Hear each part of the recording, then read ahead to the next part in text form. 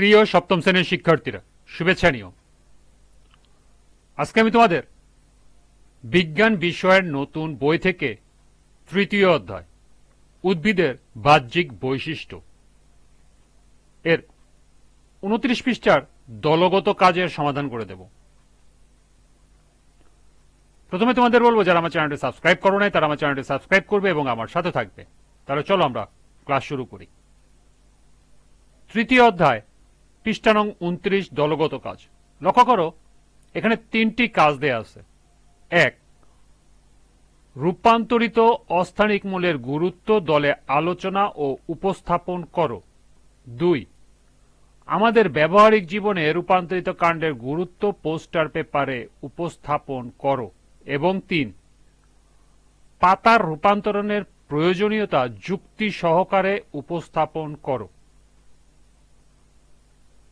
চলো এখন আমরা এই তিনটি কাজের সমাধান দেখে নিই। প্রথম কাজের প্রশ্ন ছিল রূপান্তরিত অস্থানিক মূলের গুরুত্ব দলে আলোচনা ও উপস্থাপন। যে মূল বিশেষ বিশেষ কার্য সাধনের জন্য পরিবর্তিত বা রূপান্তরিত হয় তাকে রূপান্তরিত অস্থানিক মূল বলে। রূপান্তরিত অস্থানিক মূলের গুরুত্ব নিম্নে উপস্থাপন করা হল। 1, ভবিষ্যতের জন্য উদ্ভিদ অস্থানিক মূলের বিভিন্ন অংশ প্রয়োজনীয় খাদ্য সঞ্চয় করে রাখে, যেমন মিষ্টি আলুর কন্দালমূল, ডালিয়ার গুচ্ছিত কন্দমূল, আম আদার নুডলস মূল, করলার মালাকৃতি মূল ইত্যাদি। 2, উদ্ভিদকে মাটির উপর খাড়াভাবে দাঁড়িয়ে থাকতে সাহায্য করে, যেমন বট গাছের স্তম্ভ মূল।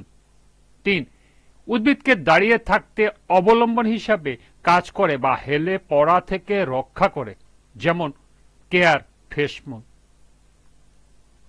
4, পোষক উদ্ভিদকে বা অবলম্বনকে আঁকড়ে ধরে এবং উদ্ভিদটিকে উপরে উঠতে সাহায্য করে, যেমন পানের আরোহী মূল। 5, পরাশ্রয়ী উদ্ভিদের কাণ্ড পর্ব থেকে যে অস্থায়ী মূল উৎপন্ন হয়ে মুক্তভাবে বাতাসে ঝুলে থাকে এবং বাতাস থেকে জলীয় বাষ্প শোষণ করে, যেমন রাসনার পরাশ্রয়ী বায়বীয় মূল। 6, পরজীবী উদ্ভিদ আশ্রয়দাতা গাছের নিজের মূল কাণ্ড গেঁথে চোষকের মাধ্যমে খাবার খাওয়ার কাজটি সেরে নেয়, যেমন স্বর্ণলতার চোষক মূল। 7, সমুদ্র উপকূলবর্তী লবণাক্ত ও কর্দমাক্ত মাটির উদ্ভিদ রূপান্তরিত অস্থানিক মূলের মাধ্যমে বায়ুমণ্ডল থেকে শ্বসনের প্রয়োজনীয় অক্সিজেন শোষণ করে, যেমন সুন্দরী শ্বাসমূল বা নিউ মেটাফোর।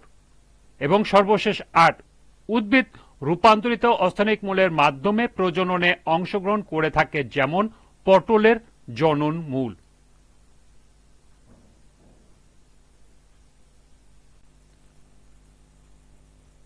দ্বিতীয় কাজের প্রশ্ন ছিল আমাদের ব্যবহারিক জীবনে রূপান্তরিত কাণ্ডের গুরুত্ব পোস্টার পেপারে উপস্থাপন করো।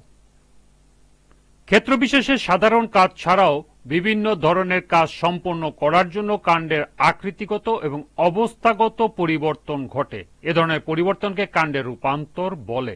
আমাদের ব্যবহারিক জীবনে রূপান্তরিত কাণ্ডের গুরুত্ব নিম্নে পোস্টার পেপারে উপস্থাপন করা হলো। এখানে একটি পোস্টার পেপারের নমুনা উপস্থাপন করতেছি আমি।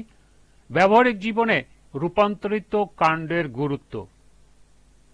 প্রথমে আছে খাদ্য হিসাবে গোলালু, ঔষধ হিসাবে যেমন থানকুনি, প্রসাধন হিসাবে যেমন হলুদ, সৌন্দর্য বর্ধনে যেমন চন্দ্রমল্লিকা, মাছের খাদ্য হিসাবে যেমন টোপা পানা, এবং সর্বশেষ আছে খেলার মাঠে দুর্বা ঘাস। এই ছিল ব্যবহারিক জীবনে রূপান্তরিত কাণ্ডের গুরুত্বের উপরে পোস্টার তৈরি।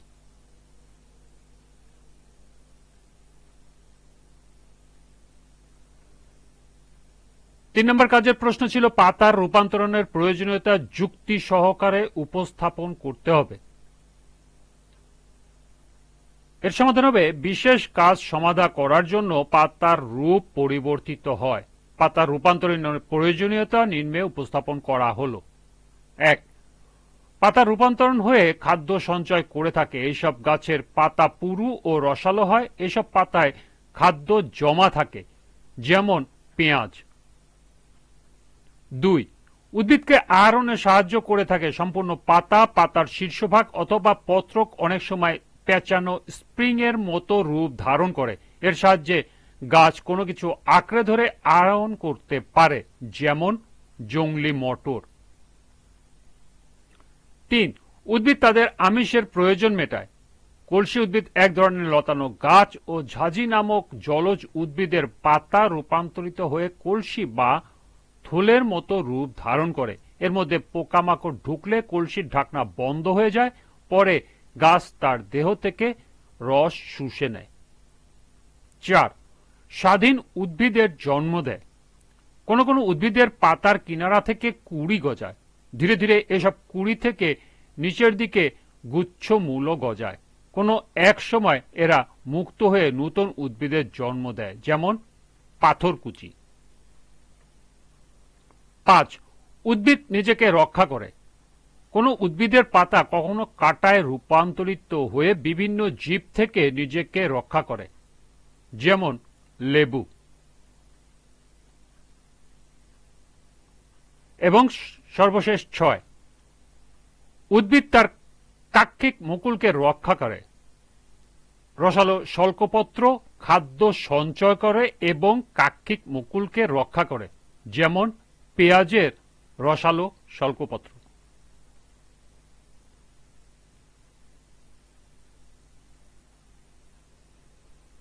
এই ছিল 3টি কাজের সমাধান।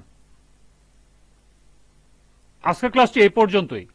পরবর্তী ক্লাসে বহু নির্বাচনী প্রশ্নের সমাধান করে দেব।